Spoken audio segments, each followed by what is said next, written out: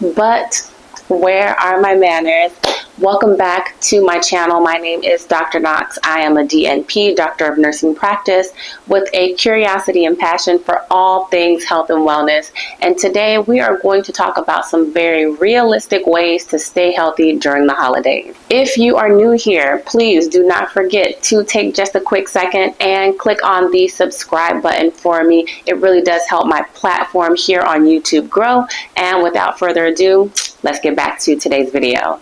So we just finished Halloween, tons of candy galore. We're heading into Thanksgiving, right after that Christmas, and right after that New Year's Eve. And to be honest, not quite far from that, we have Valentine's Day. So all of the tempting foods are going to be out for the next few months. And I want to share with you 10 quick tips. This is going to be a short and sweet video to help you to take better control of your health and wellness during this time. You can choose to do all 10 if you choose, but even if you take 1, 2, or 3 of these and put them into consistent effect in your life, you will be happier at the end of the day. It's challenging when there's so many things around us tempting us. Oh my gosh. My weakness, my Achilles heel when it comes to eating and when it comes to food is baked goods. I like all of the pies, brownies, cakes, all of the things. Anything that's a baked good, cookies. Such a temptation for me, but I am also going to be implementing these tips so that I don't completely fall off track. I want to remain disciplined in some ways. I do want to have a little bit of flexibility to be able to enjoy things of the season. However, not at the expense of letting things crumble. All of the hard work that I've put in the whole year, I don't want that to go to waste. So tip number 1 is portion control. I think we have all heard about this. It really is a really great way to get some of the things that you want, but not to do it in excess. For me, portion control typically looks like getting a little bit of this, getting a little bit of that, a little bit of this, things that are my favorites, but then making sure that I'm putting the good things that I need to fuel my body with on the plate as well. And I actually start with the veggies and the healthier items. That way I know that that is in my body. I've taken care of me first. I prioritized the healthier foods, and then I can sit back and really take my time and slowly eat and savor those other items. So I find that by eating the healthier food first, number 1, I'm already starting to get that sensation of fullness. And then on top of that, if I eat those more savory, delectable items last, I really do get to take my time and slow down and eat them. Tip number 2 is to stay active. If you've already been active, if you've been walking daily, if you've been walking twice a week, stick to that. That does not have to fall to the wayside. Now we do have to start thinking about, okay, well, now it's colder. I don't really want to walk outside anymore. What can I do? Do I need to invest in getting a walking pad or a stepper? I have a stepper that I use sometimes when it's too cold to go out, or it's foggy, or I'm just not in the mood to leave my house because it feels so cozy inside. I will use my stepper. I'll show you guys some footage of what it looks like, and then I'll link it below in the description box. I've had mine for almost a year now, probably just at a year, and it has not failed me at all. It is definitely a workout, so do not underestimate it. But if you need to find more creative ways to invest in staying active indoors, now's the time to do so. And also, because we will likely be eating a little bit more, staying active really does help, especially when we're consuming more calories. Tip number 3 is essential. Stay hydrated. This is a beautiful time to switch from spritzers and different iced teas and lemonades and things of that nature to doing more herbal teas. Whether you're using a tea bag or you're doing a loose leaf herbal tea, either way, drinking teas during the cooler months is so refreshing. It's so calming, and it's helping you to stay hydrated. If you're not a tea person, no biggie. You can continue to drink your water, but you do want to stay hydrated during this time because, as we've heard before, or maybe you haven't, maybe this is your first time hearing this, our brain signals to us when we're thirsty. A lot of times we confuse that signal with feeling hungry. So by just making sure that your body is well hydrated, you're also helping to cut down on those false hunger cues because you're already taking care of your hydration. And by staying hydrated, you can actually stay a little bit more energized throughout the day because dehydration leads to fatigue. Tip number 4 is to plan ahead. I could not sing the praises of this tip more because planning ahead has saved me so much headache and trouble. Even if it's just, well, I'm not necessarily sure about the details of something. Let me just always pack something with me. It really does go a long way. We're traveling more. We're visiting people more. There are holiday parties. There's gatherings at our children's schools. There's so many different things. So planning ahead to make sure that you have healthy meal options available, easily, convenient, on the go is really going to play a big role here. Also, making sure that you're carrying around water and things of that nature to stay hydrated, as well as while there's so many more activities going on, finding those spots where we can plug in moments for activity is crucial. For me, if it's not on my calendar, it's likely not going to happen. So I will literally put and schedule a walk-in on my calendar. I'll schedule my movement breaks in on my calendar at least once a day. If you have an active watch, it typically will tell you, like, you've been sitting for a long time, let's get up and stretch a little bit. Whatever works for you, make sure to do that. Tip number 5 ties in a little bit to tip number 1, which is to eat mindfully. You want to make sure that you're not just eating for the sake of eating. My mom used to always say, when we were like, oh, I want this, I'm hungry, I want to eat this, this, and this, she would say the phrase, your eyes are bigger than your belly. And just meaning that you're seeing so many things, so you want to consume it. You're going to see a lot of things at the grocery stores, at all of the social gatherings. There's going to be so much visual temptation. Even what we see when we're watching holiday movies. I am a big fan of watching the Great British Baking Show. And I'll admit, when I watch 2 to 3 episodes of that back to back, I crave something sweet. And so eating mindfully is going to be key while we're here in this season, these next couple of months. Don't let it take you out, guys, okay? Have some fresh fruit available for you to snack on. I'm not saying you need to only eat fruit, but I'm saying make sure you have the healthy there to help balance things out. Slow down, savor it.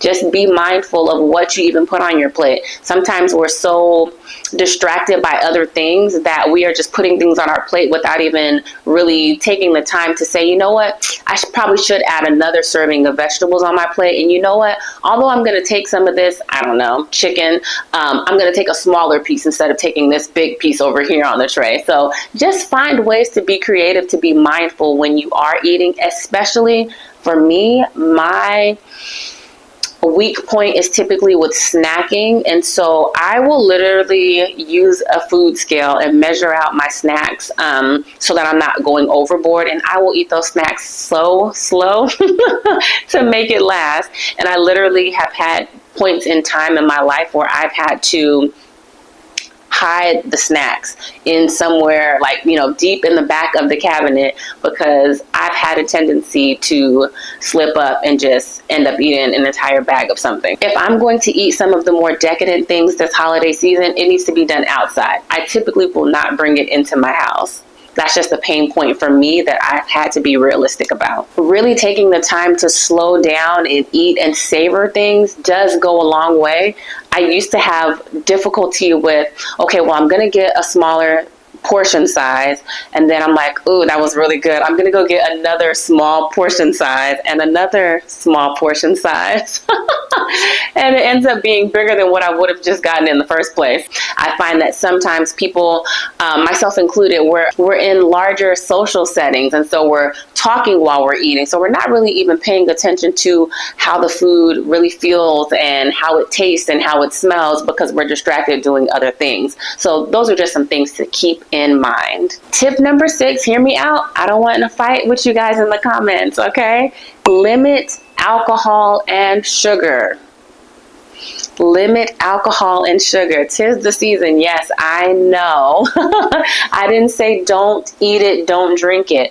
That's not realistic for many people. However, limit how much you're consuming, especially when it comes to alcohol and all of the many holiday drink specials that are going to be out from, it's more than just your pumpkin spice lattes. There's so much more that's out there, and they typically are made seasonal and more festive by adding sugar, by adding artificial dyes, by changing the color of drinks. Be really careful with consuming those things because your body will react to it in a more negative way. So choose what you want to prioritize. Choose what's most important to you. If for you, being able to have a drink, a few times a week with your family, with your loved ones is important, say, okay, well, this means more to me, so I'm going to limit how much baked goods I eat or how much sugar I consume. Find ways. You can't continue doing the same thing expecting a different result. So find what works for you. It has to be personal for you. So sit with yourself and really just take 5 minutes and say, how can I start to strategize this holiday season so that I don't fall completely off track?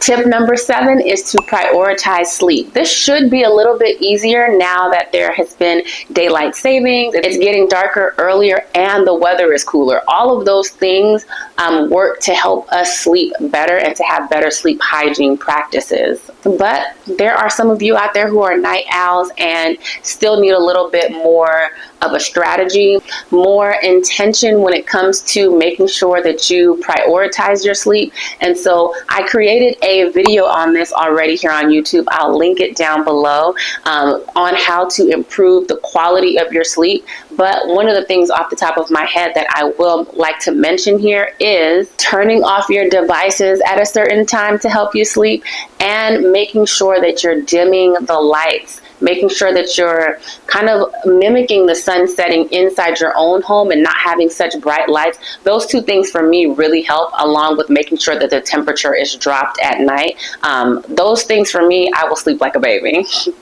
And if you're at a phase where you really just need something like a melatonin or ashwagandha or even drinking herbal tea at nighttime can help to calm you down and promote better sleep. So whatever it takes for you in particular, I want you to lean into that because sleep is crucial for so many things. Tip number 8 is to not skip meals. Now, I know there are some people who say, okay, well, during the holiday season, I'm not going to eat breakfast. I'm not going to eat lunch. I'm just going to save it for the feast at night. That typically sometimes can backfire because now you're more hungry and now you're eating everything in sight. So it's really counterproductive to your health and wellness goals.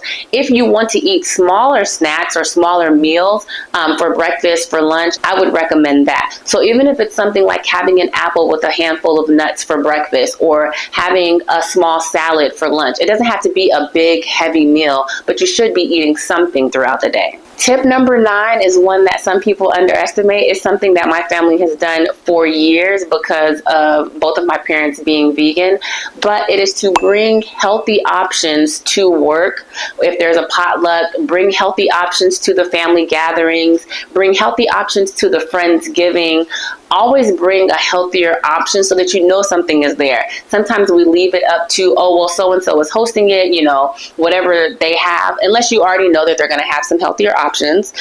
If you're not sure, bring something. Ask the host if you can bring something. I'm sure they would not mind. And if not, you can just tell them, hey, I want to make sure that there is something healthy that I can eat.